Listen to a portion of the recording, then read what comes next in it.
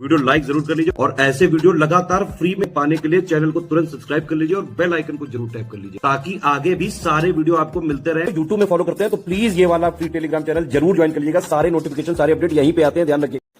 नमस्कार दोस्तों, तो हिस्ट्री के एक और नए लेक्चर में आप सभी का स्वागत है। भारत वर्ल्ड कप हार चुका है, हम सब शौक में हैं, पर उस शौक को हटा के हम लोग को वापस से अपनी स्टडीज़ पे आना है, क्योंकि हमें और शौकुल नहीं होना है। एग्ज़ाम आने वाला है, तैयारी करनी है और एग्ज़ाम क्लियर करके जश्न मनाना है। चलिए, 600 क्वेश्चन हम लोग कर चुके हैं, आज शुरू करें 611 से। ठीक है, कह रहे अकबर ने सर्वप्रथम वैवाहिक संबंध राजपूतों के जिस ग्रह से स्थापित किए वह कौन था। बहुत मोस्ट इम्पॉर्टेंट क्वेश्चन है, RO में 2016 में आया हुआ क्वेश्चन है। ठीक है, तो कौन थे वो? तो कछुआ राजपूत जो थे, आमेर के कछुआ राजपूत, राजा भारमेल की बेटी से करा था शादी, हरका बाई। ठीक है, हरका बाई राजा भारमेल की बेटी, कौन से राजपूत? कछवाहों से। तो ऑप्शन बी हो जाएगा। ठीक है, 612 अगेन रिपीट क्वेश्चन है, निम्नलिखित में से किस परिवार ने सर्वप्रथम अकबर के साथ वैवाहिक संबंध स्थापित किया? तो अभी करा हम लोग ने कछुआ राजपूत, राजा भारमेल की बेटी हरका बाई से। ठीक है, 617 कह रहे हैं निम्नलिखित बादशाहों में से किसको एक प्रबुद्ध निरंकुश कहा जा सकता है?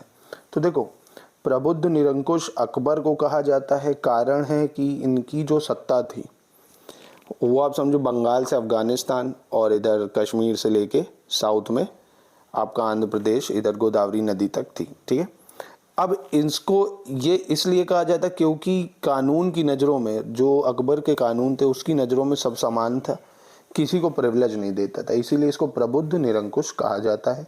इंपॉर्टेंट क्वेश्चन है, याद रखिएगा।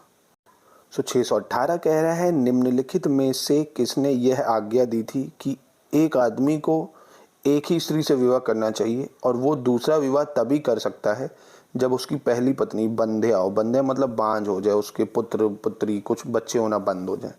तो देखो, ये अकबर का कहना था कि हर आदमी एक ही शादी करे, ये नहीं 4-4 बीवियां रखे शौक से, ऐसे ना हो। जब एक स्त्री अनफर्टाइल हो जाए, बैरन हो जाए, तभी दूसरी रखे जब उसको ज़रूरत पड़ेगी, यार उसका उत्तराधिकारी हो, क्योंकि राजाओं का उत्तराधिकारी नहीं होगा तो उनका शासन कौन चलाएगा। आज तो क्या है, चड्डी फटी है, साइकिल है, एक घर में स्कूटी साइकिल नहीं है, पर भैया लड़का चाहिए। क्यों है क्या यार, तो बस कम से कम अपनी वो देखनी चाहिए। खैर, 619 अकबर कालीन सैन्य व्यवस्था किस पर आधारित है? तो देखो, मनसबदारी सिस्टम बहुत सुना होगा आपने, मनसबदारी सिस्टम अकबर ने चलाया था। ठीक है, अब बात आती है मनसब क्या है? तो मनसब एक रैंक है, जैसे SDM, DM, ADM ये सब एक रैंक होती है।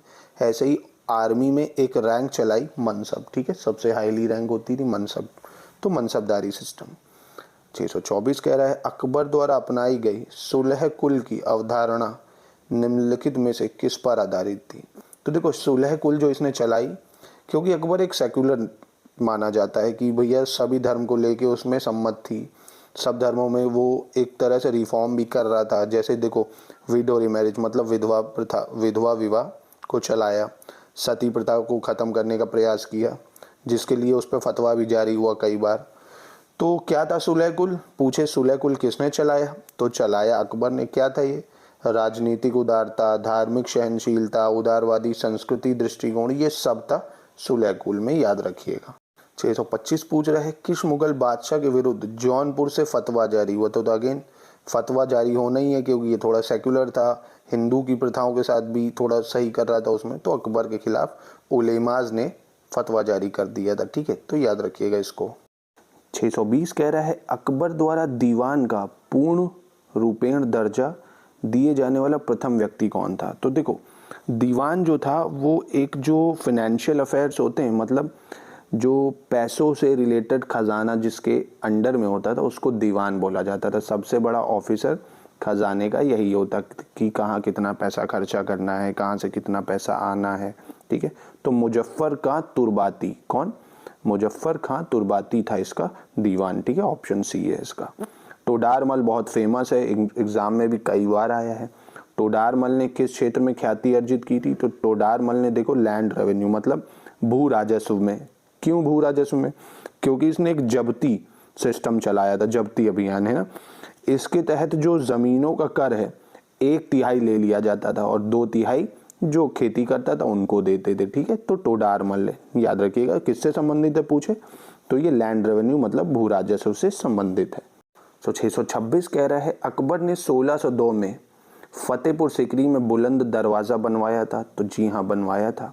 क्या कह रहा है, इस कारण से बनवाया था कि यह निर्माण अकबर ने अपने पुत्र जहांगीर के जन्म की खुशी में बनवाया था। नहीं, ये गलत है। अकबर ने ये बनवाया था जब उसने गुजरात को अपने शासनकाल में मतलब अपने साम्राज्य में मिला लिया था 1572-73 में। उसकी खुशी में इसने बुलंद दरवाज़ा बनाया था गुजरात को अपने कब्जे में लेने में। तो वो याद रखिए, यानी इसका ऑप्शन सी हो जाएगा। 627 अगेन कह रहा है कि अकबर ने इनमें से क्या बनवाया था, तो बुलंद दरवाज़ा बनवाया था। फतेहपुर सीकरी में है, आगरा से थोड़ी दूर है, 100 किलोमीटर या 80 किलोमीटर है।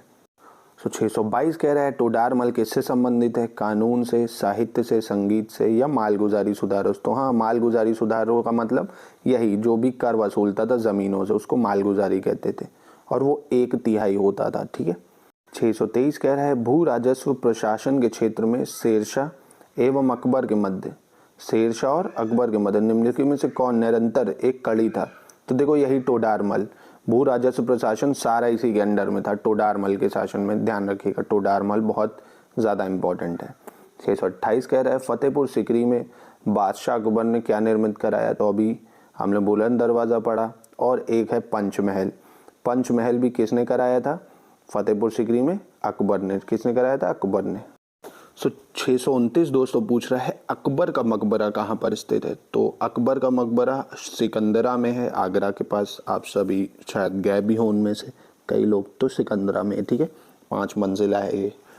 630 कह रहे हैं निम्न में से किस किले का निर्माण अकबर के राज्यकाल में नहीं कराया गया। तो इम्पॉर्टेंट है ये, इसमें 5 स्टार बनाओ।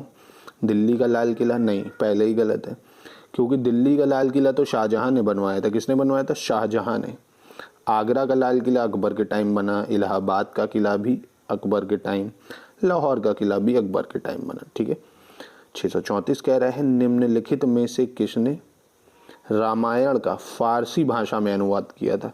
तो अब्दुल कादिर बदायूनी ने रामायण को फारसी भाषा में करा। तो कहा जाता है इसने कई चीज़ें मोल्ड करके भी लिखी हैं, है ना, कि अब जिसको इंग्लिश आती है, ठीक है, और वो किसी चीज़ को हिंदी में कन्वर्ट करना चाहता है और उसमें छेड़छाड़ करना चाहता है तो वो आराम से कर सकता है ना, क्योंकि अब जिसको इंग्लिश आती नहीं है वो क्या जाने। अब न्यूटन का पहला लॉ अगर किसी को पता ही नहीं तो कुछ भी बता दो, ठीक है। चलो खैर, तो ऑप्शन डी है इसका। 635 सम्राट अकबर द्वारा निम्न में से किसको जरी कलम की उपाधि प्रदान की गई थी। तो देखो जरी कलम की उपाधि जो है ये दी गई थी मोहम्मद हुसैन को। किसको दी गई थी, मोहम्मद हुसैन को। तो दोस्तों 631 कह रहा है मैचिंग करनी है किसका टॉम मतलब जो मकबरा है कहाँ पर है। तो देखिए बाबर का मकबरा काबुल में है। कहाँ पे है, काबुल में। अकबर का अभी आपने पढ़ा सिकंदरा में है। जहांगीर का भी याद रखना लाहौर में है। कहाँ है, लाहौर में। शाहजहां का पता ही होगा आपको, आगरा में है। कहाँ पे, आगरा में, ठीक है। सो दोस्तों एक चीज़ और, आपको क्या मुग़ल की क्रोनोलॉजी याद है, ठीक है। मुग़ल को याद रख लेना यार, बाबर, हुमायूं, अकबर, जहांगीर, शाहजहां, फिर आपका औरंगज़ेब, ठीक है। तो ऐसे इसको याद रख लेना, BHAJSA मतलब बाबर, हुमायूं, अकबर, जहांगीर, शाहजहां, औरंगज़ेब। बाद में लेटर मुगल्स आ जाएंगे जैसे बहादुर शाह, जहांदार शाह, वो इतना इम्पोर्टेंट नहीं है, बट ये 7 ज़रूर याद रख लो, ठीक है। चलो नेक्स्ट क्वेश्चन देखते हैं हम लोग। और ये टॉम ज़रूर याद रखना कि बाबर का कहाँ है भैया, काबुल में है। अकबर का कहाँ है, सिकंदरा में है। जहांगीर का लाहौर में और शाहजहां का आगरा, ठीक है। 636 कह रहा है जैन साधु अकबर के दरबार में कुछ वर्ष रहा और जिसे जगत गुरु की उपाधि से भी सम्मानित किया गया, वह कौन था। तो देखो हरिविजय सूरी जो थे एक जैन साधु थे जिनको अकबर ने सम्मानित किया था, क्योंकि अकबर एक सेक्युलर माना जाता है, हर धर्म की समान इज्जत करता था इसलिए, ठीक है। तो Harvijay Suri. 637 again repeat question है, पूछ रहा है वह प्रसिद्ध जैन आचार्य कौन थे जिनको अकबर ने बहुत सम्मानित किया। तो अभी करा हरविजय सूरी, ठीक है, इंपॉर्टेंट है, याद रखिएगा, ठीक है। 632 कह रहा है निम्नलिखित में से किसने महाभारत का फारसी में अनुवाद किया था। तो महाभारत का फारसी में जो अनुवाद किया अब्दुल कादरी बदायूनी, यह भी हम लोगों ने करा। तो अगेन देखिए रिपीट हुआ है, तो अब्दुल कादरी बदायूनी, याद रखिएगा, ठीक है। महाभारत का फारसी में अनुवाद का शीर्षक क्या है, मतलब टाइटल क्या है उसका, ये बताइए। अच्छा, तो उसका टाइटल है रजमनमा। क्या है? रजमनमा। बहुत इंपॉर्टेंट है, 5 स्टार बनाओ इसको, 3 बार आया है ये, ठीक है। रजमनमा करा किसने? कादरी या अब्दुल कादिर बदायूनी, ठीक है। रजमनमा क्या है? रजमनमा। 638 कह रहा है इंग्लैंड की रानी एलिजाबेथ प्रथम का समकालीन भारतीय राजा कौन था? तो देखो, एलिजाबेथ प्रथम जब उधर आई तो इधर समकालीन अकबर था 1600 में, ठीक है। अकबर कौन था?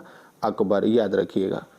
सो ये थे दोस्तों अकबर के शासनकाल के कुछ इंपॉर्टेंट क्वेश्चन। अब नेक्स्ट वीडियो में हम लोग जहांगीर, शाहजहां, औरंगजेब इसके क्वेश्चन खत्म करके मिडिवल हिस्ट्री को ख़त्म करने का प्रयास करेंगे और मॉडर्न हिस्ट्री पर मूव करेंगे, ठीक है।